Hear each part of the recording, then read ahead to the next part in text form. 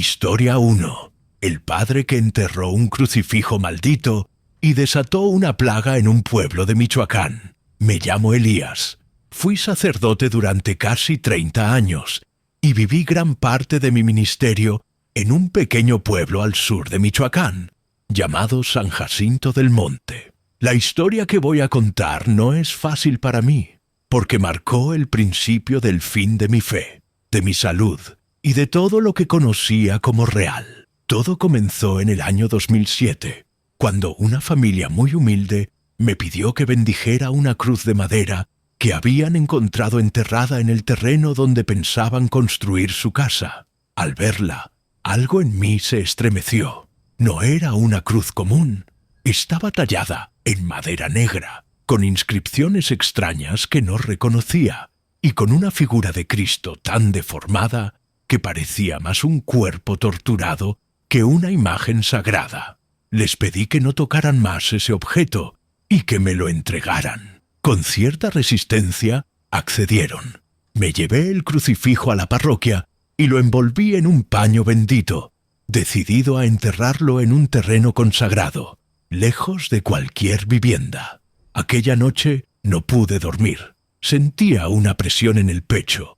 Escuchaba pasos alrededor de la iglesia, aunque no había nadie. El perro del sacristán no dejaba de ladrar hacia la puerta del campanario. A las 3 de la mañana, escuché un golpe seco dentro de la sacristía. Al acercarme, la cruz estaba en el suelo, fuera del paño, como si alguien la hubiera sacado. No era posible. La había dejado dentro del tabernáculo cerrado con llave. Esa misma noche, tomé una pala y fui al viejo cementerio detrás de la parroquia. Escogí un lugar apartado, donde ya nadie era enterrado desde hacía décadas, y cavé hasta que mis manos sangraron. Enterré el crucifijo envuelto en sal y agua bendita, recitando oraciones mientras el viento soplaba con una fuerza inusual. Sentí que algo me observaba desde la oscuridad, pero no volteé. Me limité a cubrir la cruz con tierra y colocar encima una piedra pesada. Regresé temblando a la parroquia y no volví a mencionar nada, pero fue entonces cuando comenzaron las desgracias. Primero fue una fiebre extraña entre los niños. Ningún médico podía explicar los síntomas. Cuerpos que no respondían, ojos completamente negros al cerrar los párpados, vómitos con sangre seca y un silencio absoluto en todos ellos. No lloraban, no hablaban, solo miraban al vacío. Luego vinieron los animales.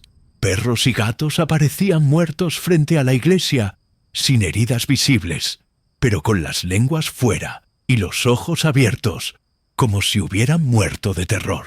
Después, una nube de moscas negras cubrió el campanario por 3 días seguidos, impidiendo que se hiciera sonar la campana. Intenté rezar misas, pedir novenas, rociar todo el pueblo con agua bendita, pero nada parecía detener lo que se había desatado. Una noche, una mujer se acercó a la parroquia desesperada, con su bebé en brazos. La niña tenía el rostro lleno de llagas y la piel azulada. Apenas la vi, supe que iba a morir, pero lo peor fue lo que dijo la madre. Desde que usted enterró esa cruz, todo se ha podrido, padre, todo. Me arrodillé en ese momento y recé con todas mis fuerzas, pero sentía como si mis palabras fueran absorbidas por un abismo. Las paredes de la iglesia comenzaron a agrietarse. El altar tenía marcas de garras como si algo invisible hubiera arañado la piedra, y el Cristo colgado en la pared aparecía con la cabeza inclinada en dirección al suelo cada madrugada. El miedo comenzó a tomar el control del pueblo. Las personas dejaron de asistir a misa. Algunos huyeron con sus familias y otros simplemente desaparecieron. Recuerdo al señor Armando, que fue a buscar a su hijo al monte y nunca volvió. Encontraron su sombrero junto a una huella imposible de describir. No era humana, ni animal.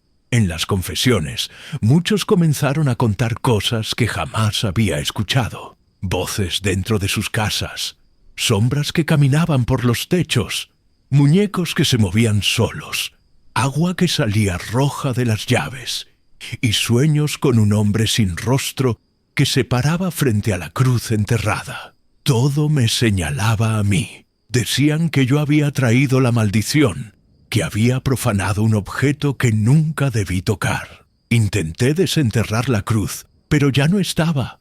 No había rastro de ella. La piedra que había colocado seguía allí, pero al cavar solo encontré tierra seca y podrida, con un olor insoportable, como de carne muerta. Empecé a enfermar. Perdí la vista del ojo izquierdo. La piel se me cubrió de manchas oscuras y mi voz comenzó a fallar. Cada vez que intentaba rezar, sentía que alguien me ahogaba. Una noche me desperté en el suelo de la sacristía, con tierra en las uñas y una cruz marcada a fuego en el pecho. Nadie me creyó cuando conté lo que ocurría, ni el obispo, ni la diócesis, ni siquiera los pocos fieles que aún me hablaban. Decían que estaba viejo, que deliraba, pero la plaga seguía. El pueblo quedó casi desierto. Hoy quedan solo unas cuantas casas y la iglesia está clausurada. Nunca volví a encontrar esa cruz, pero algo me dice que sigue allí, en algún lugar bajo tierra, alimentándose del miedo, del silencio y de las oraciones que ya nadie quiere rezar. Nadie habla ya de San Jacinto del Monte, como si el pueblo hubiera sido borrado de los mapas. Pero yo sigo aquí, esperando el día en que alguien más tenga el valor de excavar ese suelo maldito y enfrentar o liberar lo que sea que dejamos atrapado allí. Historia 2. La niña vestida de blanco que rezaba sola en un cementerio junto a una iglesia de Toledo. Me llamo Ricardo, nací en Castilla-La Mancha y fui cuidador del cementerio parroquial de Nuestra Señora de la Merced, en las afueras de Toledo, por más de 16 años. Era un lugar tranquilo, apartado, con tumbas antiguas que databan del siglo XIX y una pequeña iglesia de piedra que solo abría para misas de difuntos o procesiones muy específicas. Mi trabajo consistía en mantener el camposanto limpio, cortar la maleza, reparar las losas rotas y de vez en cuando acompañar a las pocas familias que venían a visitar a sus muertos. Todo cambió una noche de octubre, hace unos 7 años. Había llovido fuerte y me quedé hasta tarde asegurando que nada se hubiera movido con la tormenta. Fue entonces cuando la vi por primera vez. Entre los sepulcros más antiguos, justo donde los árboles se entrelazan como manos secas, estaba ella, una niña pequeña, no más de 8 años, con un vestido blanco empapado y el cabello pegado al rostro. Estaba de rodillas, con las manos unidas en oración, mirando hacia una tumba sin nombre. Me acerqué pensando que quizá se había perdido o que venía de alguna casa cercana, pero al estar a unos metros, escuché lo que decía y algo en mí se congeló. No eran oraciones comunes. Murmuraba frases en un idioma que no reconocí, una mezcla entre latín antiguo y algo más profundo, más oscuro. Y entonces vi que sus lágrimas no eran agua, eran hilos finos de sangre que corrían por su rostro pálido. Intenté hablarle, pero no reaccionó, apenas si parpadeaba. Di un paso más, y en ese instante todas las veladoras del camposanto se apagaron al mismo tiempo, aunque no había viento. Un silencio brutal llenó el aire, como si el mundo hubiera dejado de respirar. La niña se puso de pie sin dejar de rezar, dio media vuelta y caminó hacia el muro trasero del cementerio. La seguí, pero cuando doblé la esquina, ya no estaba. Lo más extraño fue que, al revisar la tumba donde rezaba, encontré una flor blanca recién cortada, aún húmeda, sobre la lápida desgastada.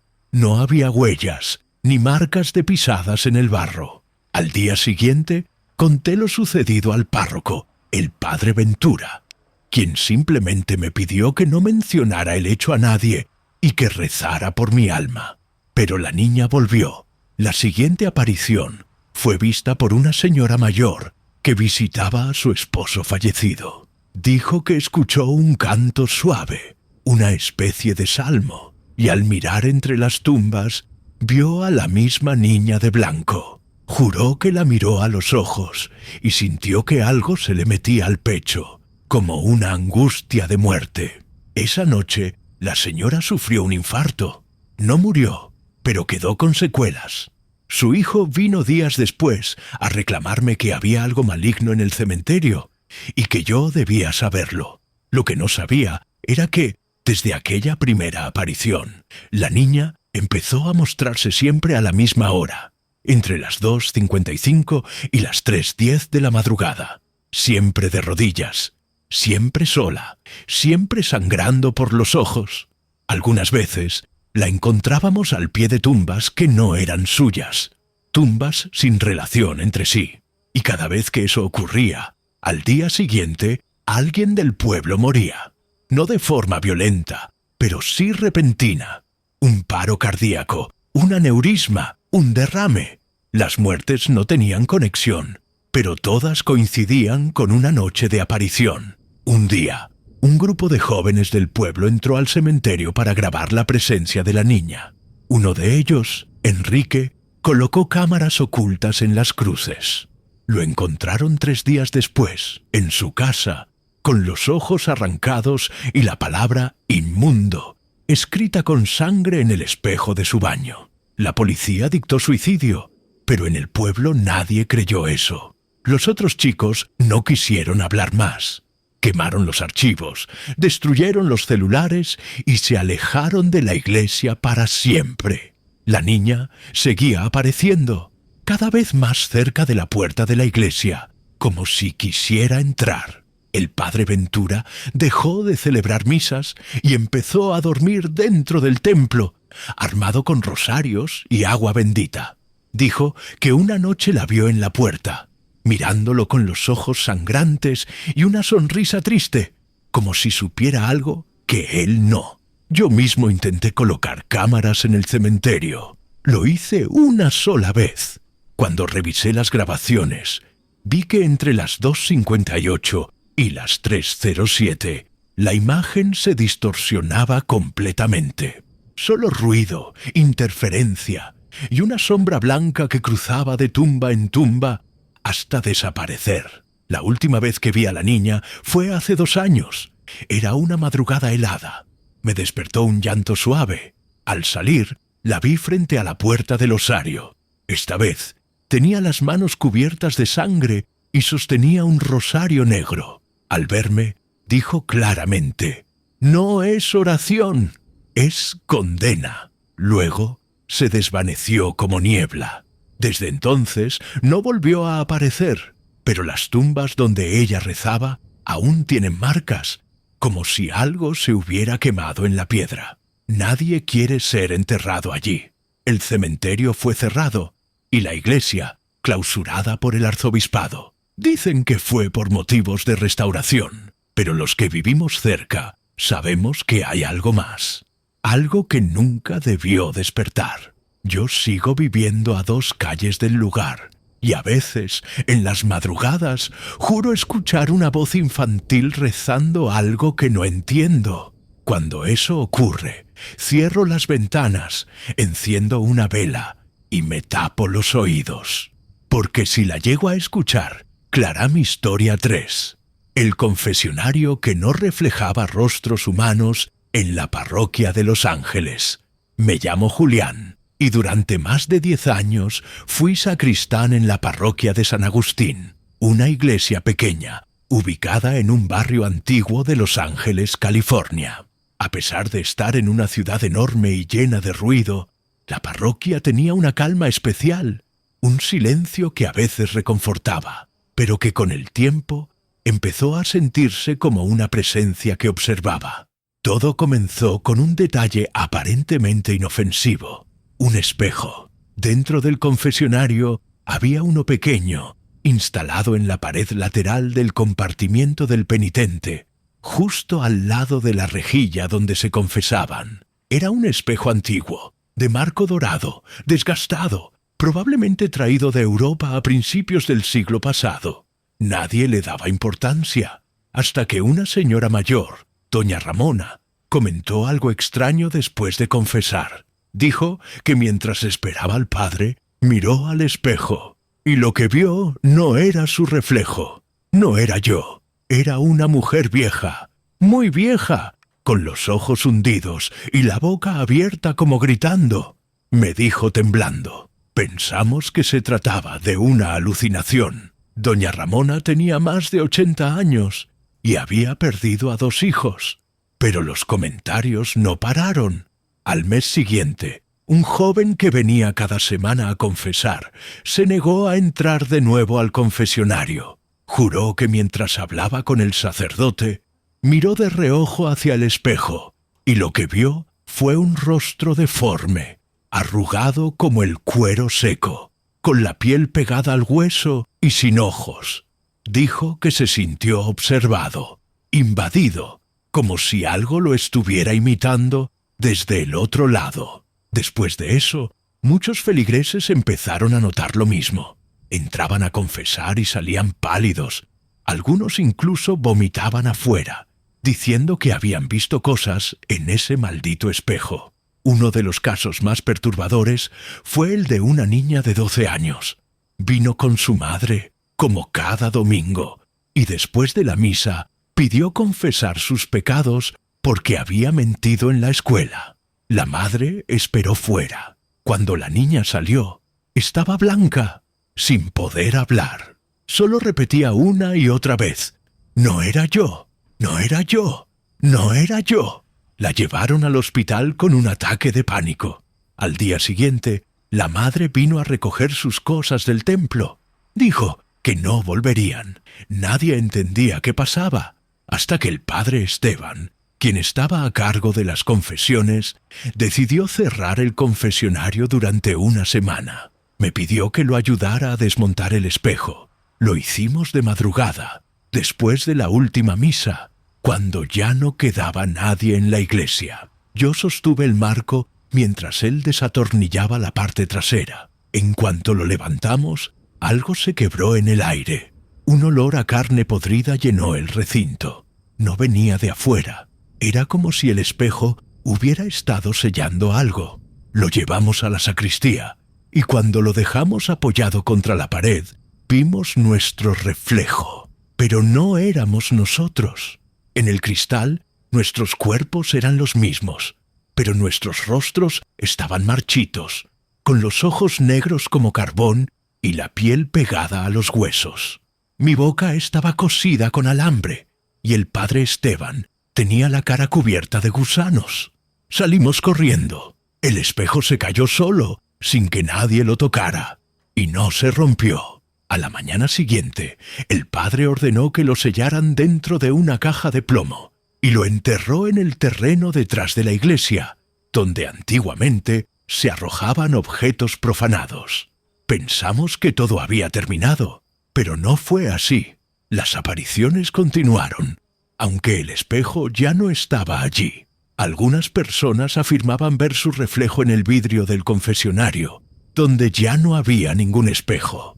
Otros decían que escuchaban sus propias voces, confesando cosas que nunca habían dicho. Y lo más aterrador fue lo que pasó con el padre Esteban. Una semana después de enterrar el espejo, desapareció. Encontraron su auto estacionado en el parqueadero de la iglesia, su Biblia sobre el asiento y todas sus pertenencias intactas.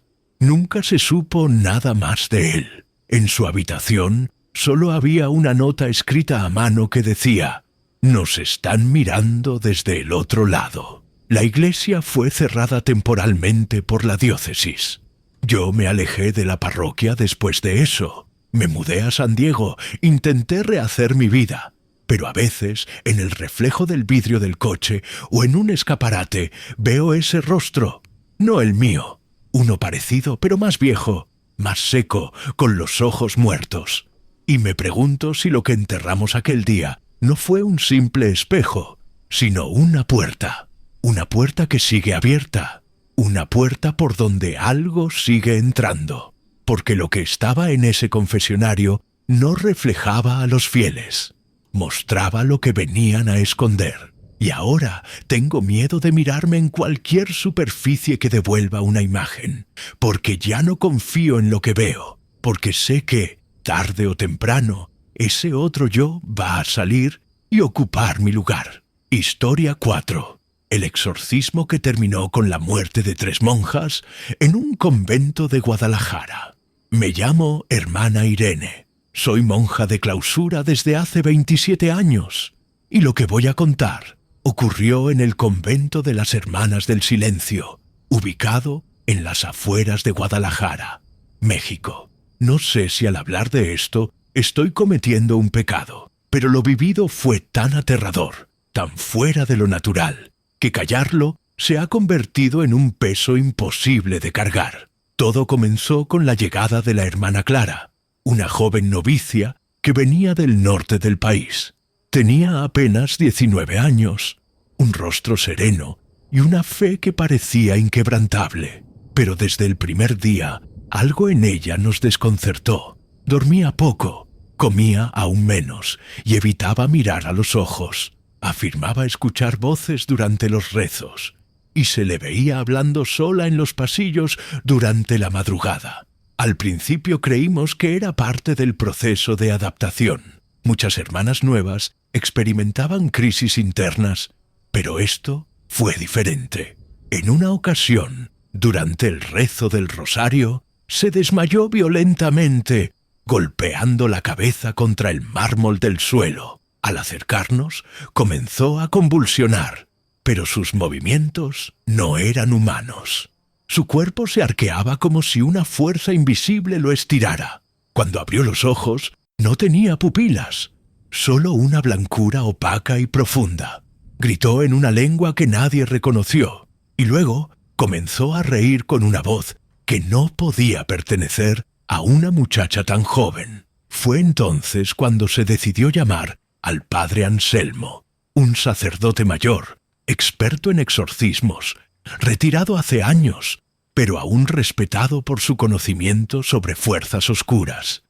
Cuando él llegó, Clara había sido aislada en una celda sin ventanas. Al verla, el padre no dudó ni un segundo. Esto no es psicológico. Aquí hay algo dentro. El primer intento de exorcismo fue presenciado por 5 hermanas y documentado en un cuaderno que después fue sellado por el obispado. Clara escupía sangre espesa, hablaba con distintas voces, imitaba perfectamente el timbre de las hermanas presentes, revelaba secretos íntimos que nadie más conocía, y su cuerpo se retorcía de formas imposibles. Durante una de las sesiones, la hermana Teresa, encargada de sostener el crucifijo frente a Clara, comenzó a gritar de dolor. Sus manos se quemaban como si el metal estuviera al rojo vivo. Cayó al suelo con las palmas llenas de ampollas. Murió esa misma noche por un paro respiratorio. La segunda fue la hermana Magdalena, que asistía al padre leyendo los pasajes del Evangelio. En medio del rito, Clara se detuvo, la miró fijamente y le dijo: «Tú me abriste la puerta, y ahora yo la cerraré contigo dentro». Magdalena se quedó inmóvil, como si una fuerza la apretara desde dentro. Comenzó a sangrar por los oídos, luego por los ojos, y cayó al suelo con el cuello torcido. La tercera fue la hermana Pilar, la más antigua del convento. Fue hallada muerta en la madrugada, colgada con su propio velo frente a la imagen de la Virgen María, con símbolos dibujados con sangre en las paredes de su celda. Ninguna de nosotras pudo explicar cómo sucedió, ni cómo Clara, encerrada bajo llave, podría haber estado involucrada.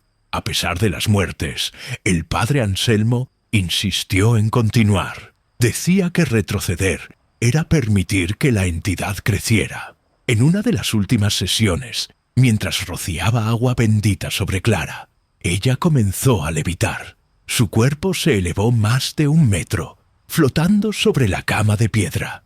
Las luces parpadearon. Un olor a carne podrida llenó la celda, y las ventanas comenzaron a crujir aunque estaban selladas. Clara hablaba con una voz de hombre adulto, grave, antigua, diciendo cosas como: «Aquí no manda tu cruz. Ella es mía desde antes de nacer. Yo habité en su madre y ahora habito en ella». En un momento, todos los espejos del convento se rompieron al mismo tiempo. Desde mi celda, escuché los vidrios estallar. Varias hermanas sufrieron cortes sin haber salido de sus habitaciones. Una presencia invisible caminaba por los pasillos, arrastrando cadenas, apagando velas y susurrando nombres al oído. Las noches se volvieron insoportables. Algunas hermanas soñaban con Clara sentada sobre sus camas, con los ojos en blanco y una sonrisa demoníaca. Nadie podía dormir. El convento, antes un lugar de oración, se volvió un infierno. Finalmente, el padre Anselmo logró completar el último ritual, pero al hacerlo, Clara entró en un trance y comenzó a convulsionar. Gritó con fuerza y luego quedó en silencio. Durante 2 días no despertó. Al abrir los ojos, ya no parecía ella. Estaba débil, pero en paz. Dijo no recordar nada.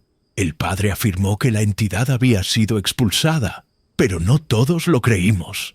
Al poco tiempo, él mismo enfermó gravemente. Murió en menos de una semana, en su habitación, con un crucifijo roto sobre el pecho y los ojos abiertos, como si hubiera visto algo aterrador antes de morir. El convento fue parcialmente clausurado después de eso. La celda donde ocurrió el exorcismo fue sellada con cemento. Clara fue enviada a otro lugar, lejos, del que nunca más tuvimos noticias. Hoy, años después, aún se escuchan ruidos por la noche en los pasillos, susurros, lamentos y pasos que no tienen dueño. Las 3 tumbas de las hermanas fallecidas están juntas al final del jardín. Nadie se atreve a rezar allí. Y yo no puedo olvidar los ojos de Clara levitando, vacíos, fríos, y esa risa que no era de este mundo. Porque lo que entró al convento aquella noche aún no se ha ido, simplemente está esperando. Historia 5. La imagen de Cristo que abría los ojos cuando se mencionaba el nombre de un cardenal desaparecido en Burgos. Me llamo Mateo. Fui monaguillo durante mi juventud y más tarde ayudante del sacristán en la Catedral de Burgos. Quien ha estado allí sabe que es un lugar imponente, lleno de historia, con pasillos que parecen susurrar secretos antiguos. Pero hay algo que muy pocos conocen y que durante muchos años se ocultó bajo la más estricta discreción. Me refiero a la imagen del Cristo crucificado que cuelga sobre el altar lateral de la capilla de San Lázaro, una escultura de madera del siglo XVI, detallada, desgastada por los siglos, pero con una expresión tan viva que siempre pareció observarte desde la cruz. Durante años, esa imagen fue solo eso, un símbolo de devoción, pero algo cambió en el año 1994, cuando el cardenal Octavio Urrutia desapareció sin dejar rastro. Era un hombre reservado, con fama de severo y de guardar secretos. Se decía en voz baja que realizaba misas privadas a puerta cerrada y que mantenía un archivo oculto en los sótanos de la catedral, donde solo él tenía acceso. Nadie supo qué pasó. Un día dejó de asistir a las reuniones del clero, no respondía llamadas, y cuando fueron a su residencia oficial, la encontraron vacía, con todas sus pertenencias en orden. La policía no encontró pistas. El Vaticano envió investigadores, pero no se reveló nada al público. Fue como si se lo hubiera tragado la tierra. Días después de su desaparición, comenzaron las misas nocturnas en su nombre, oraciones por su alma, como si ya se le considerara muerto. Fue durante esas misas cuando los primeros fieles comenzaron a notar lo imposible. Cada vez que se pronunciaba el nombre del cardenal desaparecido, Octavio Urrutia, la imagen de Cristo suspendida sobre el altar, parecía abrir lentamente los ojos. Nadie lo decía en voz alta al principio, pero el rumor empezó a crecer. Algunas ancianas dejaban caer sus rosarios, otras se santiguaban con temor. Al principio lo atribuimos a su gestión, a la luz tenue de las velas, al reflejo del incienso. Pero yo lo vi, y no fue una ilusión. En una de esas misas, mientras el padre mencionaba: «Oremos por nuestro hermano Octavio Urrutia», sentí una corriente helada recorrer la nave. Miré hacia la imagen, y allí estaba. Los párpados, antes cerrados en un gesto de sufrimiento, estaban levemente entreabiertos, y dos ojos vidriosos, humanos, nos miraban desde la cruz. No pestañeaban, solo observaban. Desde ese momento dejé de dormir tranquilo. Al terminar cada misa, subía con el sacristán a apagar las velas, y siempre que pasábamos frente a la imagen, teníamos la misma sensación, como si nos siguiera con la mirada. Una noche, el sacristán Joaquín se atrevió a decirlo en voz alta: «Ese no es el Cristo que conocíamos. Algo o alguien está ahí dentro». Al día siguiente, renunció sin dar explicaciones. Las misas nocturnas continuaron por orden del arzobispo, pero la asistencia comenzó a disminuir. La gente tenía miedo. Se decía que la imagen lloraba sangre cuando se pronunciaba el nombre del cardenal, y que los que miraban fijamente sus ojos por más de 5 segundos comenzaban a tener pesadillas recurrentes. Yo fui uno de ellos. Soñaba con un pasillo subterráneo dentro de la catedral, con puertas selladas y voces que salían de detrás de los muros. Una voz repetía una y otra vez: «No debiste nombrarlo, no debiste nombrarlo». En uno de esos sueños vi al cardenal Octavio de rodillas frente a la imagen, hablándole en un idioma que no era español, ni latín, ni nada que yo haya escuchado antes. La escultura lo miraba con los ojos abiertos, vivos, y al final del rezo, una sombra emergía del crucifijo y entraba en él. Despertaba siempre sudando, con el corazón a punto de estallar. Un día, un joven seminarista decidió grabar en secreto una de las misas nocturnas. Dejó su teléfono oculto entre los bancos. Al revisar el video, algo se veía claramente. Justo en el momento en que se menciona Octavio Urrutia, la imagen de Cristo mueve levemente la cabeza hacia el altar, y sus ojos se abren con una expresión de dolor y rabia al mismo tiempo. Lo más perturbador fue que, al final del video, cuando todos ya habían salido, se escucha una voz masculina, que no pertenecía a nadie presente, susurrar: «Él aún camina bajo estas piedras». El archivo fue eliminado misteriosamente de todos los dispositivos. El seminarista fue enviado a otra diócesis al norte del país. Nunca más lo vimos. El Vaticano volvió a intervenir. Sellaron la capilla de San Lázaro y colocaron un velo negro sobre la imagen. Dijeron que era por motivos de restauración, pero los que trabajamos allí sabíamos que no era por eso. Desde entonces, nadie osa mencionar el nombre del cardenal dentro de esas paredes. Se convirtió en un tabú, en una advertencia. Algunos aseguran que su cuerpo fue emparedado dentro de la catedral, como castigo por lo que invocó. Otros creen que su alma está atrapada dentro del Cristo, que logró transferirse a la imagen en un ritual que salió mal. Yo ya no trabajo allí, pero sigo viviendo en Burgos. Cada vez que paso cerca de la catedral, siento un escalofrío recorrerme la espalda.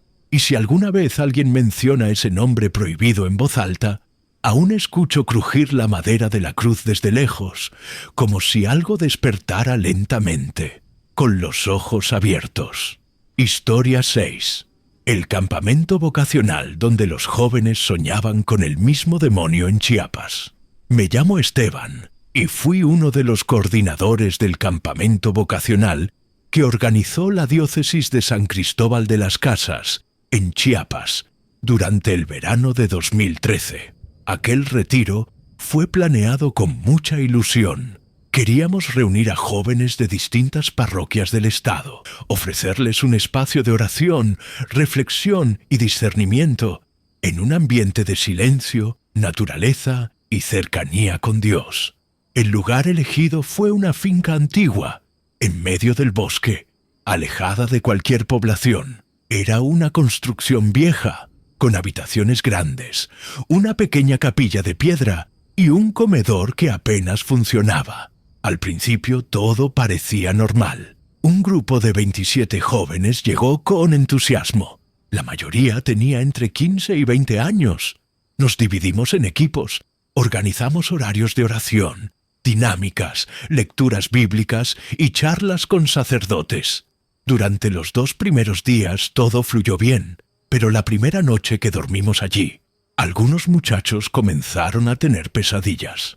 Uno de ellos, Luis, se despertó gritando, diciendo que había visto un hombre alto, con la piel oscura como carbón quemado, parado al pie de su cama, ofreciéndole poder sin límites, si renunciaba a su fe.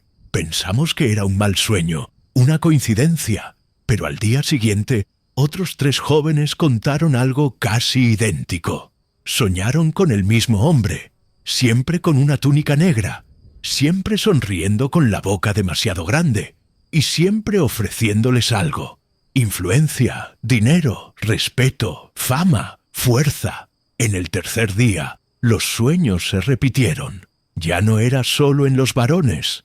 También las chicas comenzaron a ver a esa figura en sus sueños, pero con variantes. A ellas se les aparecía más cercano, más dulce, como un padre que susurra secretos al oído.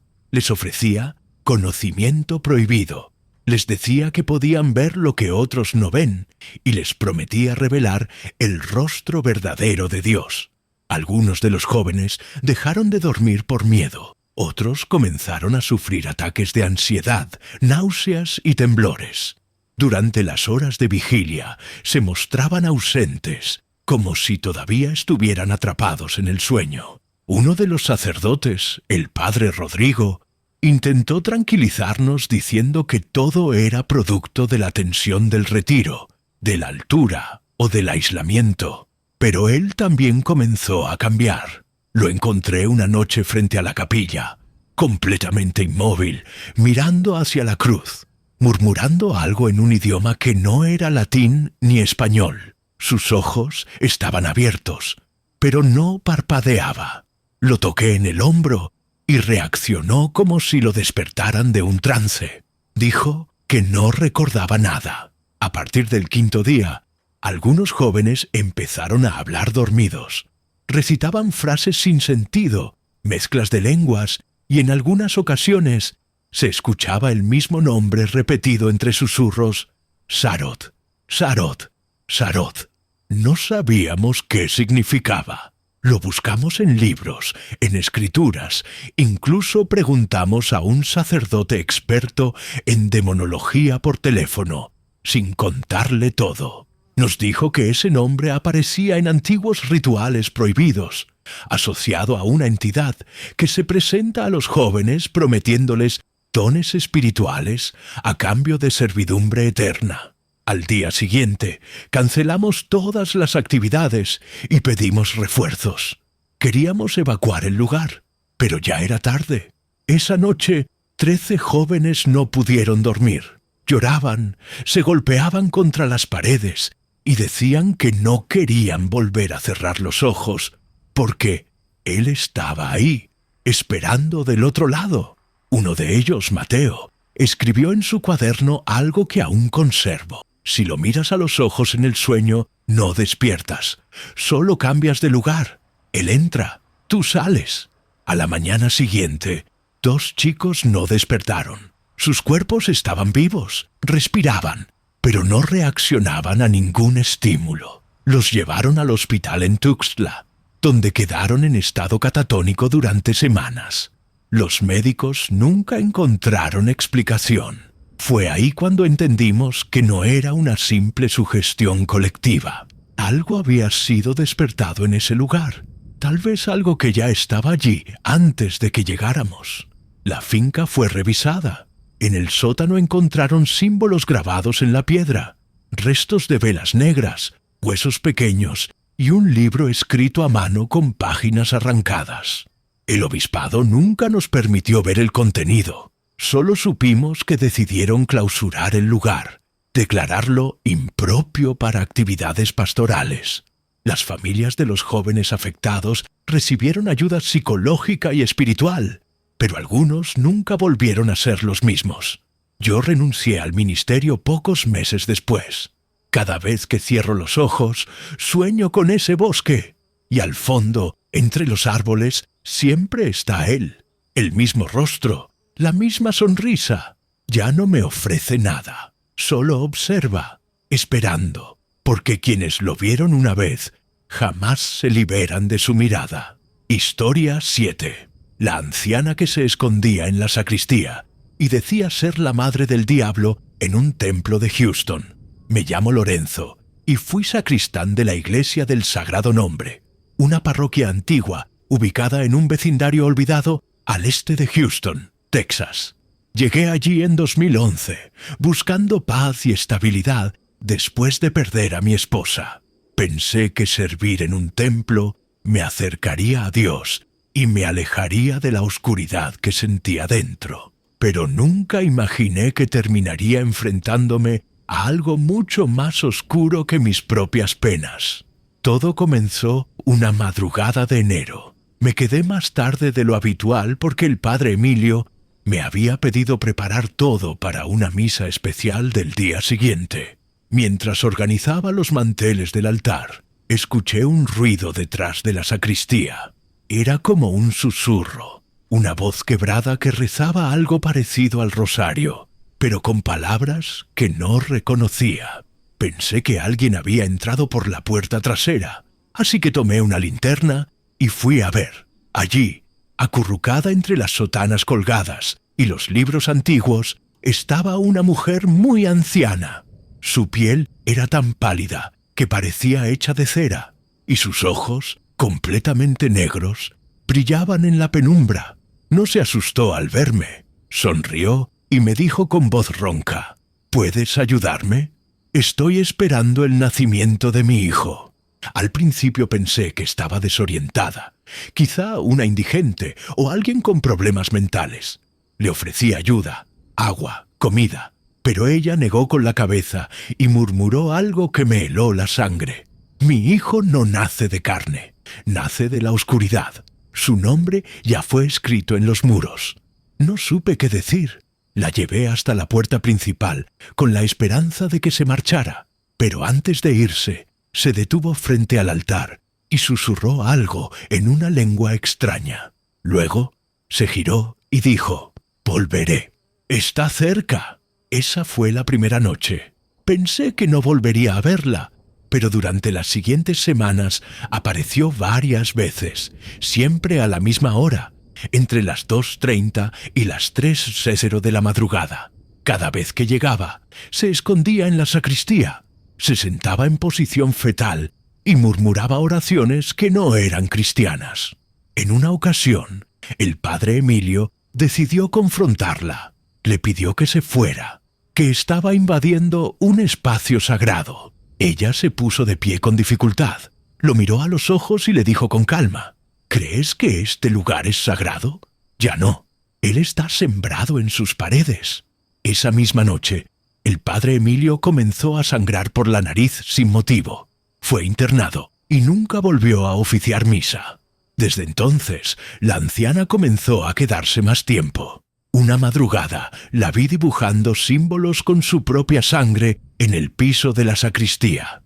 Eran círculos, cruces invertidas, letras torcidas. Le grité que parara, pero solo me miró y dijo: «Ya es tarde. Su venida ha comenzado. Soy su madre, y esta será su cuna». Decidí llamar a la policía. Cuando llegaron, la buscaron por toda la iglesia, pero no había rastro de ella.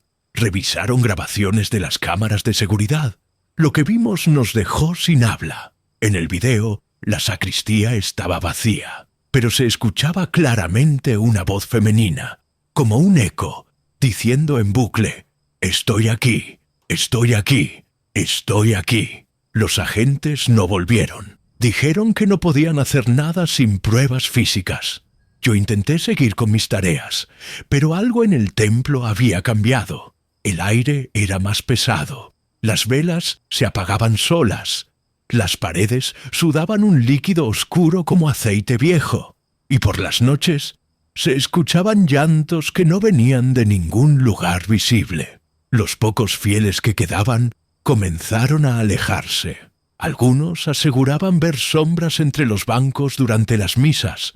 Otros decían que la anciana se les aparecía en sueños, cargando un bulto envuelto en telas negras que se movía y respiraba. Una mañana encontré, frente al altar, una figura de cera parecida a un bebé sin rostro, con una cruz rota clavada en el pecho. Nadie supo cómo llegó allí. Nadie quiso tocarla. La iglesia fue cerrada temporalmente, y yo dejé el trabajo. Pero antes de irme por última vez, volví a entrar solo al templo para despedirme. La encontré allí, de pie frente al altar, vestida de blanco, con las manos ensangrentadas. Me sonrió y dijo: «No importa que te vayas, él ya está en camino, y cuando nazca, lo verás en cada rostro, lo oirás en cada silencio. Esta tierra será suya». Salí corriendo, y desde entonces no he vuelto. Pero a veces sueño con ella. En mis pesadillas me mira mientras sostiene un bulto negro que respira, y me repite lo mismo una y otra vez. Soy su madre, y tú serás el primero en adorarlo. Desde entonces, cada vez que paso cerca de una iglesia, evito mirar a las ventanas, porque tengo miedo de ver esos ojos negros otra vez, esperando. Historia 8. El eco de una misa satánica que se escuchaba cada madrugada en una iglesia abandonada de Huesca.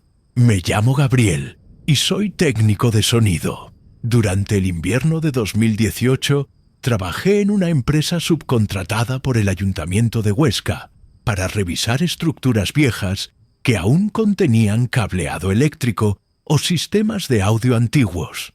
Una de esas estructuras era la iglesia de San Bartolomé, un templo pequeño y olvidado en los límites de la ciudad, abandonado desde mediados de los años 90, cuando una serie de reformas fueron canceladas por falta de presupuesto y por un incendio sin explicación que dañó parte del coro. La iglesia había estado cerrada desde entonces, tapiada y sin acceso al público. Sin embargo, los vecinos de la zona empezaron a quejarse de algo insólito.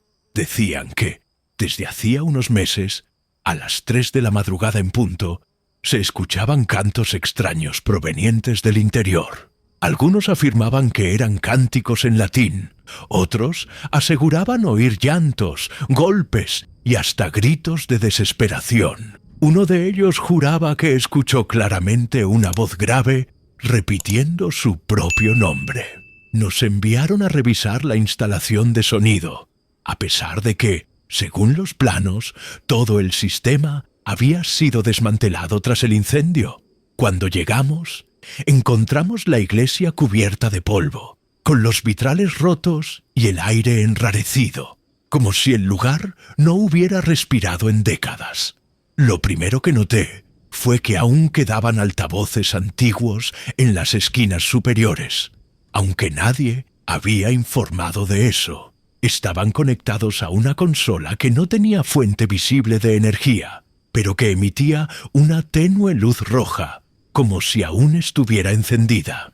Mi compañero Jaime pensó que alguien debía haberse colado con un generador y lo dejó encendido, pero yo sabía que no era posible. La iglesia estaba cerrada con candado y las ventanas selladas con tablones por dentro.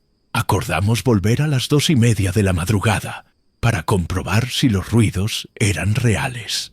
Esa noche instalamos micrófonos y grabadoras en diferentes puntos del templo. Nos quedamos en el vehículo afuera y esperamos. A las 03:00 en punto, el sonido comenzó. No venía de ninguna fuente natural. No era el viento, ni el crujido de la madera, ni animales. Era una misa profunda, en latín, recitada por voces múltiples. Escuchamos claramente un Kyrie eleison, pero pronunciado con un ritmo antinatural, más lento, más oscuro. Luego vinieron los cantos. Una melodía grave, hipnótica, que parecía hecha para adormecer la voluntad. Y después, los gritos. Al principio bajos, como quejidos, pero luego desgarradores, como si alguien estuviera siendo torturado dentro del altar. Jaime vomitó en el asiento del coche. Yo comencé a llorar sin entender por qué. Era como si aquellas voces removieran algo muy antiguo y muy roto dentro de nosotros. Lo peor fue cuando escuchamos el nombre de Jaime, pronunciado claramente entre los gritos, 2 veces, como una orden, como una condena. A la mañana siguiente, revisamos el material grabado. Todo estaba intacto, pero en los archivos digitales las voces sonaban aún más fuertes. En una parte de la grabación se escucha un murmullo que no notamos en vivo. Decía, Ecclesia damnata, corpus sum, apertum est, la iglesia condenada, su cuerpo ha sido abierto.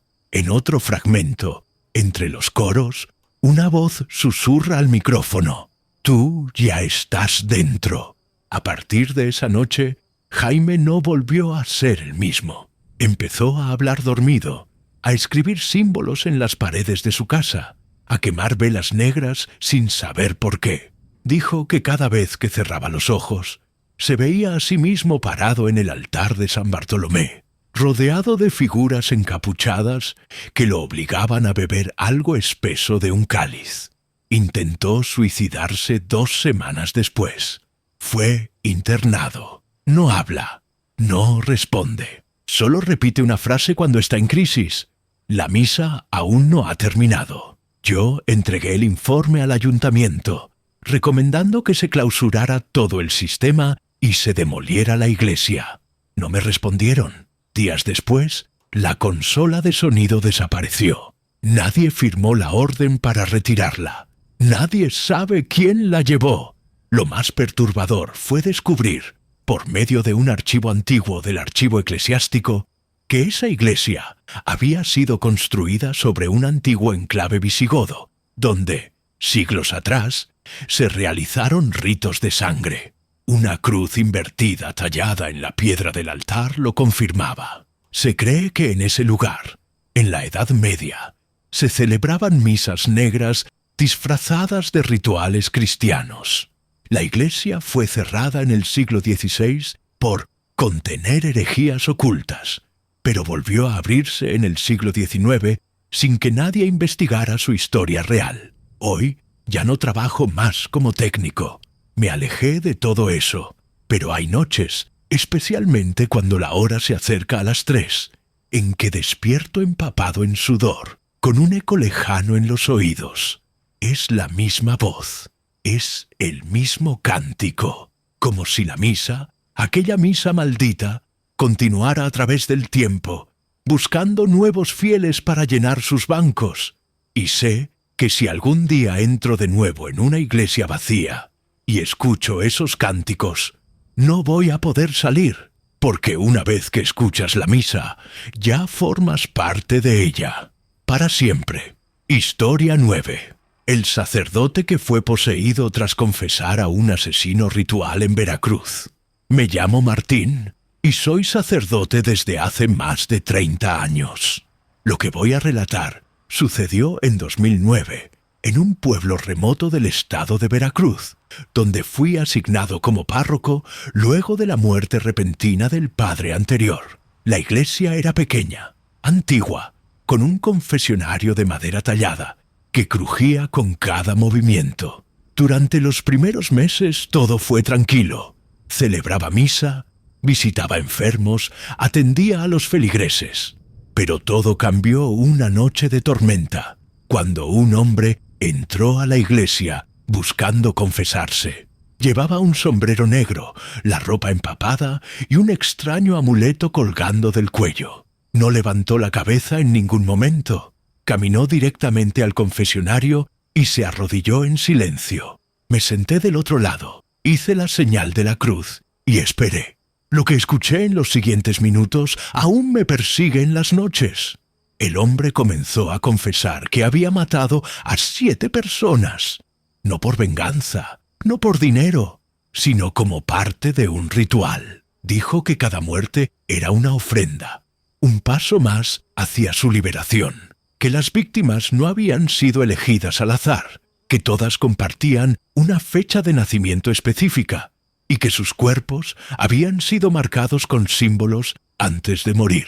Su voz era grave, calmada, pero cargada de algo que no puedo describir. En un momento mencionó nombres antiguos, palabras que jamás había escuchado y que no sonaban humanas. Luego se quedó en silencio por largos segundos y antes de levantarse dijo: «Ahora está en usted, padre. Yo ya cumplí mi parte». Salió de la iglesia sin que pudiera verlo bien, y a partir de esa noche todo empezó a deteriorarse. Al día siguiente no pude celebrar misa. Me desperté con la garganta desgarrada, como si hubiera gritado durante horas. Mis uñas estaban negras y mis ojos inyectados en sangre. Pensé que era una enfermedad, pero los médicos no encontraron nada. Empecé a tener lagunas de memoria. Las hermanas de la parroquia me decían que me habían visto hablando solo en la sacristía durante la madrugada, que caminaba descalzo por el altar con los ojos cerrados, murmurando en una lengua irreconocible. Yo no recordaba nada. Una noche desperté frente al confesionario, con una vela encendida y un cuchillo en la mano. Había símbolos grabados en la madera, iguales a los que el asesino había descrito. Nadie más tenía acceso a esa área. Durante las homilías, mi voz cambiaba. Se volvía más áspera, más violenta. Algunos feligreses afirmaban que me escuchaban decir cosas que no estaban en las lecturas. Frases como «la carne debe ser entregada» o «la sangre despierta lo antiguo». Una señora me confrontó un día y me preguntó por qué sus hijos tenían pesadillas conmigo. Yo no supe qué decirle. Las velas de la iglesia se encendían solas. Los santos eran encontrados de cabeza y la pila bautismal tenía un olor nauseabundo como a carne podrida. Llamaron al obispado, pero nadie vino. Fue como si hubieran decidido ignorar lo que pasaba en nuestro pueblo. Una noche, durante una tormenta, el confesionario se incendió sin razón aparente. El fuego comenzó dentro, sin que hubiera velas ni electricidad. Cuando logramos apagarlo, encontramos un mensaje grabado con ceniza en la pared. Él habla a través del sacerdote. Esa noche tuve una crisis. Me encontraron gritando, con los ojos completamente en blanco, rodeado de cruces invertidas hechas con hostias consagradas. Fui trasladado a un hospital psiquiátrico en Xalapa. Estuve allí casi un año. Me medicaron, me interrogaron, me hicieron exámenes, pero nadie pudo explicar por qué hablaba en lenguas que ni los traductores más antiguos podían identificar. Un sacerdote exorcista vino a verme.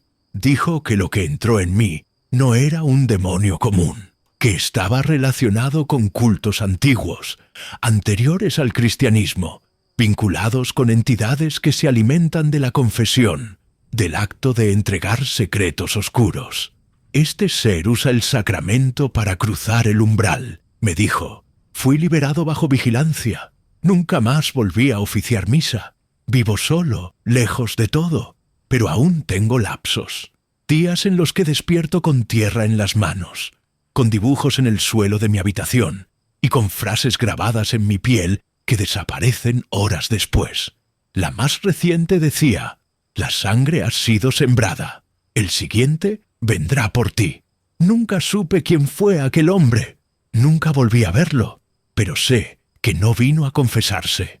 Vino a entregar algo, y yo, sin saberlo, lo recibí, porque en el acto de escuchar el pecado, también abrí una puerta, y hay algo del otro lado que aún no ha terminado de pasar. Historia 10.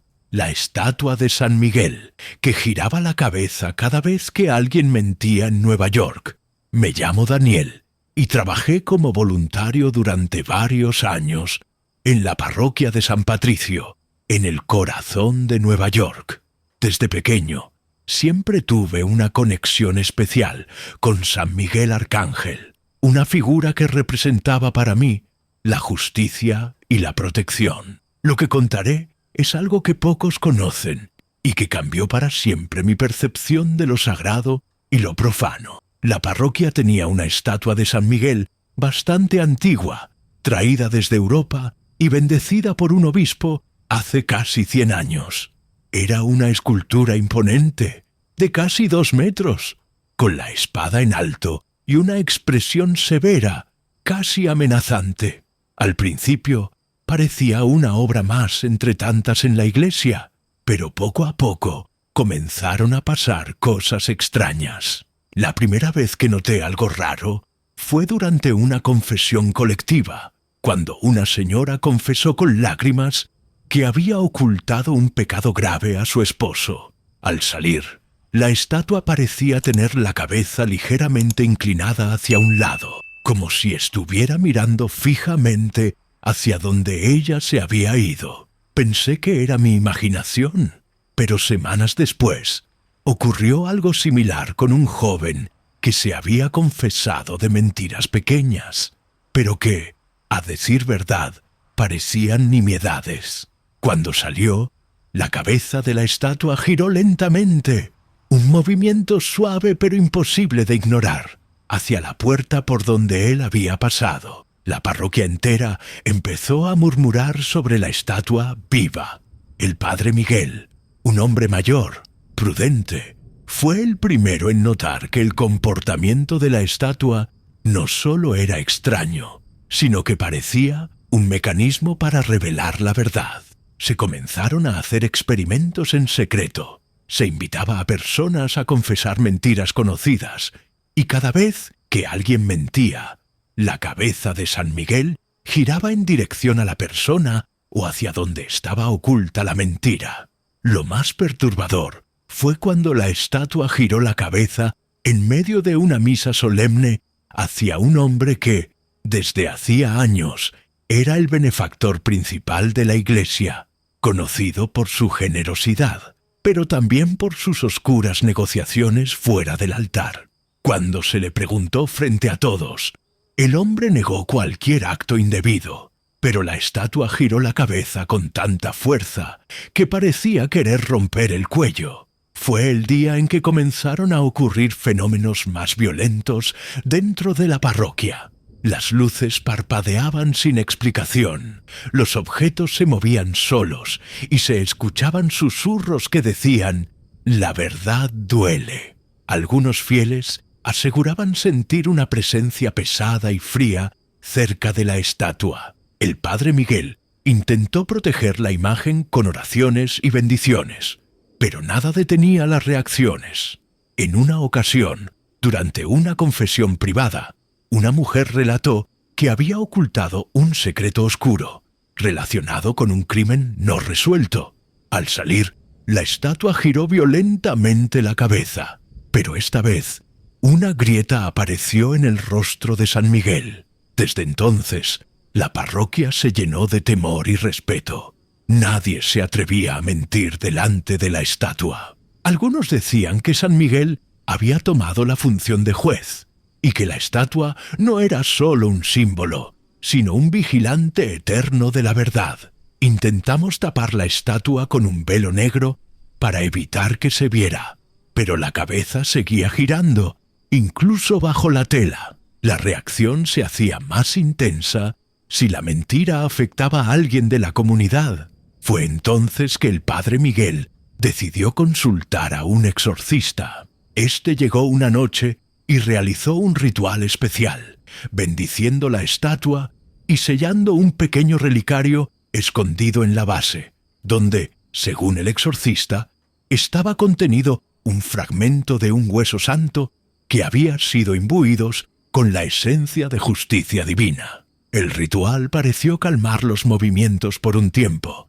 pero nunca cesaron del todo. La estatua ahora gira la cabeza con menos frecuencia, pero cuando lo hace, se siente un escalofrío en toda la iglesia, y el aire se llena de un olor a azufre mezclado con incienso. Una noche, mientras limpiaba cerca del altar, sentí que la estatua me miraba fijamente. De repente, su cabeza giró lentamente y sentí como si me acusara de una mentira que no había contado. Desde ese día intento ser honesto con todos, porque sé que alguien o algo está vigilando y que no solo escucha las palabras, sino que también siente las intenciones ocultas detrás de ellas. La estatua de San Miguel no es solo una obra de arte, es un recordatorio vivo y activo de que la verdad tiene un precio, y que en esa parroquia mentir es enfrentar la mirada implacable de la justicia celestial. Historia 11. El bebé consagrado al diablo que fue abandonado en los escalones de una iglesia en Jalisco. Me llamo Alberto y trabajé como sacristán en la parroquia de San Miguel Arcángel, en un pequeño pueblo de Jalisco, durante el año 2012. Nunca pensé que la rutina diaria en un lugar tan tranquilo pudiera volverse una pesadilla, pero eso fue exactamente lo que ocurrió la madrugada en que encontraron un recién nacido abandonado en los escalones de la iglesia. Esa noche, cuando hacía frío y el viento azotaba las calles vacías, escuché un llanto que venía de la entrada principal. Al principio pensé que era algún animal o quizá un niño perdido, pero el sonido era demasiado desesperado y humano. Salí y vi un pequeño paquete envuelto en una manta raída.